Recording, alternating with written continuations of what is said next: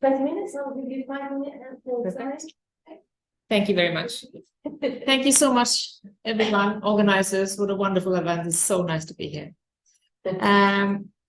In my presentation today, I'm going to discuss early modernist picture books and children's drawing books created by the Swedish painter Gösta Adrian Nilsson, in order to consider how radical ideas about modernist art were expressed in different kinds of children's literature and pedagogical materials during the 1920s and 1930s. But I will also discuss how these books for children relate to ideas about children's art education, and maybe even about children as future art consumers.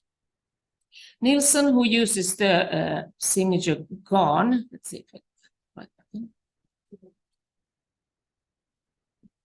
There, this one, okay, good, perfect, thank you. He was a modernist artist who made occasional quest performances in the field of children's literature. He was born in 1884 and studied in art schools in Sweden, Copenhagen, and later in Berlin, where he discovered Wassily Kandinsky's art, and later in Paris in the 1920s, where he was very strongly influenced, I would say, by the Ukrainian modernist Alexander Archipenko and Fernand Léger.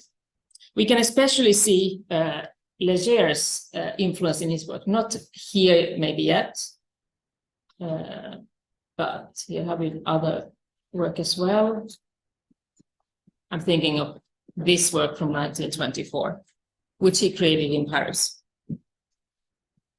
And his kind of interest for mechanical human figures and bodies, often in the form of athletes, sailors, and soldiers. He also produced geometrically abstract works, especially towards the end of his career, and during the 1930s and 40s, investigated in a form of surrealism, one could call cubal surrealism, in his painting. Most of his books for children were published much later, in the mid-1980s, that is 20 years after his death, and more than 50 years after they were created. In his most famous book, The Adventures of the Three Little Sailors in Paris, from 1921, we see playful simplification, very expressive use of shapes, and he uses to capture a sense of contemporary metropolitan atmosphere in Paris, the pace of the streets and entertainment life. He uses partly a sort of semi-abstract expressionist cubist style, and works with very quick and simple forms. He includes elements from the contemporary urban reality, and the three sailors are depicted in this book wandering around Paris, visiting cafes, parks. I would say this is maybe a play with Manet's painting the luncheon on the grass, or lively train stations, as we already said. So they are constantly surrounded by city lights, neon signs. It's a kind of a playful ABC book as well. We can see that he's not very consequent with this, but for example, here we see the ABC concept, and all the images are including letters and numbers and French words and French names of restaurants, bars and cinemas and so on. So they are integrated in the image in a similar way that a cubist painter would do in a collage. The book can be seen as means of providing children with a modernist vision of and images of a contemporary urban world. But especially in previous research, the fact that Nilsson was more or less open about his sexuality and sexual identity, the book has also been seen as a light-hearted but also charged depiction of homosexuality. I think we should remember that during this era, it was against the law to be openly homosexual. And in Sweden, it was pretty much impossible to do that openly. So a lot of artists, painters, dancers were actually in cities like Paris and in communities there. He also carefully erased all information, or most of the information in his diaries later about relationships and his lifestyle afterwards. The children's book that I'm going to focus on today is a drawing book. It's called Rakt och runt, tjockt och tunt, and that's about straight and round, thick and thin, published in 1936 in one of the biggest publishing houses. And when I use the term drawing book, I refer to illustrated publications that during the late 19th century and the first half of the 20th century served as method books or drawing courses for children. You could buy them privately, but they were also used in schools. And I'm mainly now focusing on Nordic countries because I've looked at that material, but I know that there is a lot of similar kind of materials in different parts of the world. So this is an example from 1913, one of the most famous artists and illustrators, John Bauer, who gave out a whole series of these training books during the 1910 and 1915-ish. These kind of books have mainly been studied within pedagogy and history of education, and I haven't found almost anything written about them in the context of literary studies or aesthetic studies. But style-wise, if we look at them, and this I think is a very good example of it, in the Nordic courses from the time, we see Nordic landscapes, animals, nature, and they seem to reflect a lot of the national romantic ideas of the time, where the own country and your own, the region was seen as important, and it was important to let children discover this kind of values in the home country. We do see similar ideas internationally in the arts and crafts movement, where blending of art and manual training was central. Now, Nilsson's drawing books differs from most of these books through its attitude and illustration style. The fascination with the local and Nordic and the landscape is mostly absent in his drawing book. Instead, his book offers steps in learning how to draw a selection of motifs and circles and cones and different kind of basic forms are used to create these different images. It's a contemporary context we see here. Motifs like cars, boats, airplanes, a clown. The attitude is relaxed and humorous, and it's also very typical in the text. I'm not trying to translate now, but it's a rhymed, very playful text where the you or the do is very pronounced. The text is encouraging the children to draw and saying, it's not that hard, let's go do it like this, step by step, let's just do it together, you can do it. And I'll stop there, for example. The drawing book is characterized by a rather unsentimental attitude and also a fascination with movement, which I would say is part of the modernist context. Rapid transformation, vehicles, and so on. And this kind of interest for the sequential movement, when we follow the different steps in the exercises, have certain similarities to Cubist painting, where fragmentation is the key word. Fragmentation is part of the process, where simplified forms were used to expose the underlying geometric basic items and forms. Here, the fragmentation is going the opposite direction. You're starting from the fragment and building it up towards something else.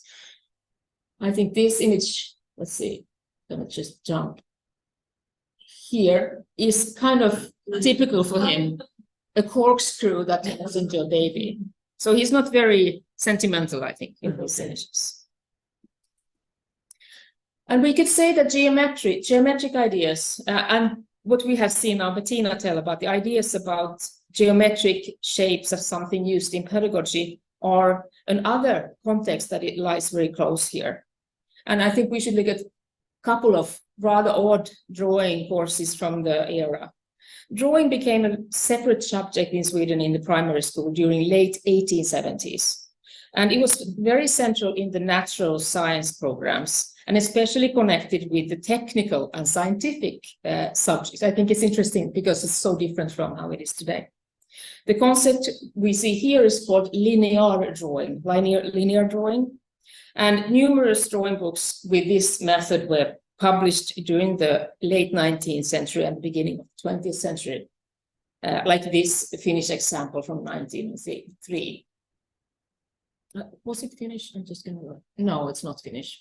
We have similar ones from the entire Nordic era. Sometimes they are rather comical because they don't really fit to describe the natural organic world. but instructions to draw a cat, for example, you can follow how to do it there. So these books demonstrate that knowledge in drawing was important in a school that trained labor for the growing industry, which needed engineers and craftsmen, but also practical understanding of everyday surroundings for technical chores, construction of buildings, devices, and repairs. Gunnar Rosén, who is a didactics researcher, calls training for these skills for producer qualification of children. That means that preparing children for future industrial professions. The rapid growth of children's literature and publication market in the beginning of the 20th century also, and these books do so, reflect norms and ideas about the function of children's literature and art. Therefore, they also reflect notions and ideas about children, education, and the child's role in the future society. If we look at the subject of art education, historically, very shortly, this emphasis on the importance of drawing is really unique during this time, as knowledge in drawing was considered important for society's industrial and economic development. Training drawing was seen as training of mind and body. In a Finnish example that we can read here, classes in drawing could primarily be about developing students' spiritual strength, while at the same time developing the eye and correctly understanding the shape of objects and teaching the hand to draw these shapes on paper. The drawing practices could also seen as kind of a practicing the eye. Drawing practices should focus on the sharp gaze of the eye, a clear thought, and correct imagery drawn by the hand. I think it's an interesting connection here. And I've used Robin Bernstein's ideas a little bit here, presented in her Radical Innocence, about the correlation between material culture and child agency in children's literature and culture. It is interesting to consider in this context, not only these ideas expressed through the drawing books, but also the practices and behavior they proposed and invited. Bernstein uses the term scriptive things, defined as an item of material culture that prompts meaningful bodily behaviors, and points to how artifacts consist not only of the material form, but social and cultural scripts that invite certain historically constructed uses and performances of these things. And I think this is particularly interesting in the case of the drawing books, often instructing their users of proper writing and drawing techniques, hand movement, and posture. That this is almost always mentioned: sit straight and hold the pen like this and so on. So it's really also expressing ideas of concentration and discipline in many cases. If we return to Nilsson's modernist drawing book, this is a sketch about for a child. Well, it's clothes on a clothing rack that are kind of transformed to a child. Mm-hmm. We can conclude that his book uses a similar step-by-step technique that many of the drawing books from the era uses, but that the book's goal might be slightly different. Although his drawing book can hardly be described as avant-garde, I would define him as generally as an avant-garde artist. And the term avant-garde is, of course, interesting here. It's a complex and heterogeneous definition and movement. But what distinguishes avant-garde is withdrawal from traditional aesthetics principles and general belief in the historical progression of art. And I do think that he's interested during his entire work of progressing it, to developing it, finding new ways of expression. If we go to Matei Kalinescu, avant-garde can also be described as a self-consciously advanced position. And even this, I think, is interesting here. The many different children's literature publications that he creates are very interesting when we're considering his view on children, but also art and literature for children. Educating a child's sense of good taste was considered crucial for the individual's upbringing, both in the beginning of the century, but also during this time. And I do think this context is interesting as well. Kimberly Reynolds, for example, has discussed specifically books published in the 1930s in the UK, which aimed to educate children about art, design, architecture, and so on. And she writes that they were proposing, quote, new aesthetic codes, sensibilities, and vocabularies for children. I would say that Nilsson's books can partly be understood in a similar context. They reflect an era of fundamental changes in society, arts and technique, and mediate a thought of modern identity and urbanity to children.